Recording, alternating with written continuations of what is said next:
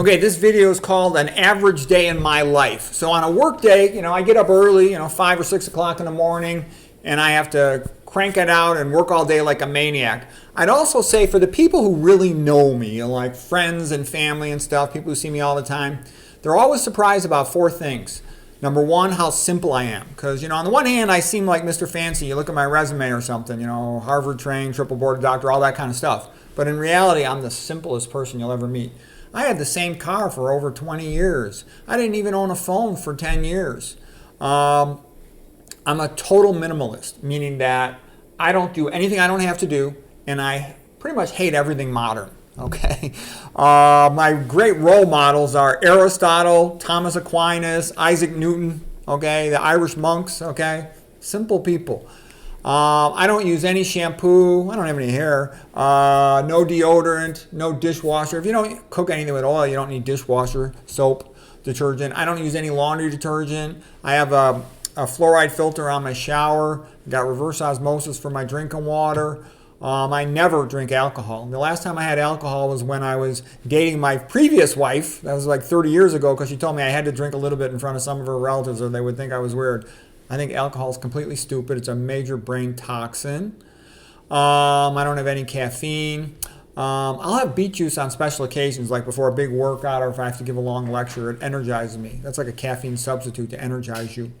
Why am I so simple? Because it frees up a lot of time. I mean, the reason why I can work full time as a clinical doctor and write over 30 books and run this YouTube channel, make thousands of videos, is because my life is so simple. I don't do anything else. And I want it that way. I don't want to travel, okay? And the last year before our divorce, my wife went on vacation, my ex-wife, I think like 8 times, okay? And half of those to Europe. What else? So people freak out how simple I am. And then I don't care at all about trivial stuff. I don't own a TV set. Like I said, I didn't have a phone for 10 years. I even didn't have email for a long time, other than, my job email or something. I didn't really like computers too much. I make a good salary, but my family spends it all. I usually buy about 12 books a month on average, maybe more than that. And that's kind of what I wanted to do. I knew that was sort of my mission, was to write books and to make my YouTube video. Because I saw Isaac Newton during Anno Mirabilis, 1665, where during the plague in England, he just went to the family cottage in Woolsthorpe and did all this work. And I sort of said to myself, who knows if that viral plague that was going around was going to bump people off. And I'm like, you know what? I had a whole bunch of books in my head, like 6 books in my head. I said, I want to write these books. So all I did was focus on that for the entire year, and I got them all written. But that's how I did it. I saw people like motorcycle maintenance, send in the motorcycle maintenance, Robert Piercing, and he would go to bed early, like at 8 o'clock, 9 o'clock, get up at 2 a.m., and then just write before he'd go work all day. And I kind of had that same mentality. How can I get this done? How can I get this done? Because I knew I would never have a lot of free time. One of my sons said to me, he goes, Dad, why are you so happy? Your life sucks. Out of all the people in the family, you have the worst life. All you do is work and then study and write your books, but you're the happiest person in the family. Why is that? I said, because I know who I am. I know what I want to do. I'm fulfilling my mission in life, what God made me to do, and that makes me happy. A man is happy when he knows he's doing the best he can with what he's got and where he's at. Like Schopenhauer said, what makes a man happy is who he is. If you feel like you're doing the best you can with your current situation, then you respect yourself, so you're happy. Like Aristotle had said as well, the greatest of all pleasures is thinking and contemplation, because it is the most godlike, and unlike the other pleasures, it does not wax and wane, but it is continuous. You can enjoy reading, studying, thinking all day long, creating. Okay, it's a real pleasure. Making the 2-back beats is a lot of fun, but it doesn't last that long, especially in my case. Anyways, okay, the next thing is the people who really know me, they think I'm pretty funny because I can talk freely with them. You can't really talk freely and just say whatever pops into your brain on the internet, Gosh, you should see my Puerto Rican cousins.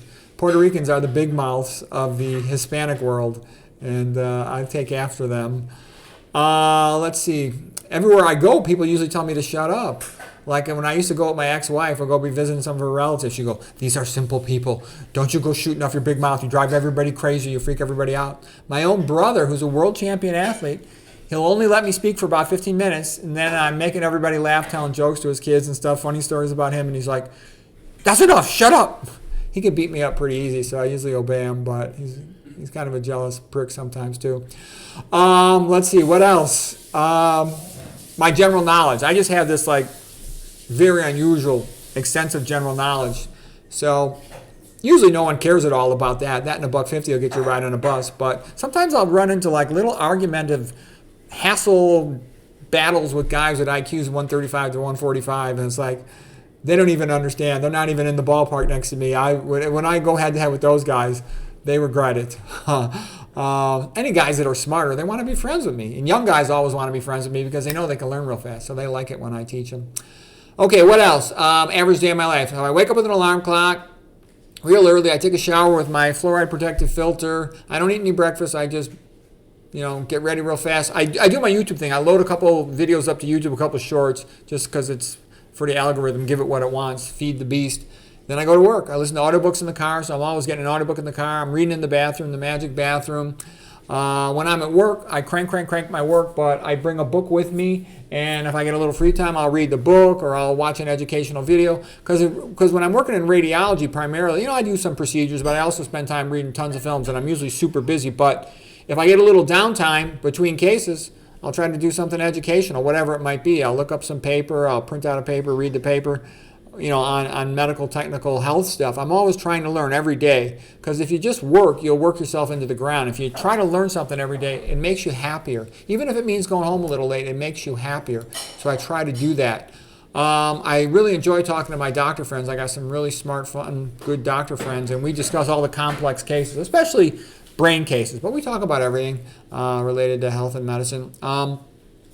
Then I go home, and while I'm in the car, I'm thinking out my videos. I usually, write a little rough draft. Go with this, go with this, go with this. When I'm at a stoplight, and I go home, shit, shower, shave, showtime, crank out a couple YouTube videos. My wife cooks me dinner. She does all my laundry. She does ironing for me. She cleans our place. She's a great wife. She's like the perfect wife. What we do after that is none of your beeswax. Okay, now I'll tell you about what's my average day when I got the day off from work. When I got the day off from work, I'm usually writing a book. So first thing in the morning, I'll send my 3 shorts up to YouTube, and then I want to sit down and start working on that book chapter.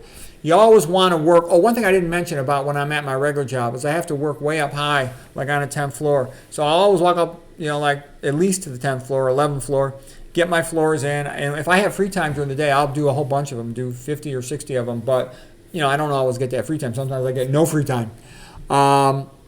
Then I carry 25 pounds in my backpack. I also park as far as I can in the parking lot, so I get lots of walking distance to go to my job spot. And it's a long distance. So I always get that exercise. And I always walk fast. I walk fast because you train yourself to be fast. I always try to train myself to do everything fast because I want to keep that ability. Lots of old people, they can't do anything fast anymore because they didn't do it as a habit. The body is use it or lose it. You got to use it every day or you lose it. So if you want to maintain your strength, do something that requires strength every day. If you want to maintain the ability to move fast like a young guy, move fast every day. And especially at the end of the day, I book out to my car fast. I walk real fast with my 25-pound backpack. It's called a bear walk. Okay, on my days off, as soon as you wake up, you're smartest because the lymphatic system clean your brain overnight, and I'll start cranking out the book chapter. 3 shorts up to YouTube, crank on the book chapter. I might make a YouTube video if something interesting comes along, or some of my previous notes that I had taken from reading a book or something else. Then I go exercise. My brain fades out a little bit in the afternoon, so I go exercise. I walk on a treadmill, typically 2 hours or more, 7 miles or more, typically. Sometimes I don't, but usually that's what I do. Then I lift weights too, try to do some curls for the girls. In the evening, make some YouTube videos, spend time with the Betty, with my wife. That's my life. Sometimes, I got friends or family visiting me, and a lot of times people have a friend who's got a health problem. And so I'll take a phone call and I'll give them some advice on their health problem from a friend. Oh, that's my life, and I'm happy with it. I don't have any desire to travel anymore. I was lucky enough. My parents were wealthy when I was young. I traveled. I went to Europe. I went to Mexico. I went to Puerto Rico. I went to Canada. I got enough traveling. But anyways, I'm real happy with my life. Yeah, it could be better. I wish I didn't have to work so much. I wish I had a sponsor and I could just focus on writing my books and making medical discoveries because there's still a lot of stuff to be figured out. But this works for me. I mean, it's the best I can do. That's what I'm doing. So anyways, I hope you found that helpful. And I think, as far as health, I only do the healthy stuff. I eat the low fat, low sodium, 100% vegan diet, single ingredient only, no oil, no processed foods. Everything's organic, no sweets, no flour, no caffeine, no artificial sweeteners, and no AP, the letters that come after that, and then the E, and then there's another one, another E, then an L. None of that stuff. Okay, well anyways, I hope you found that helpful.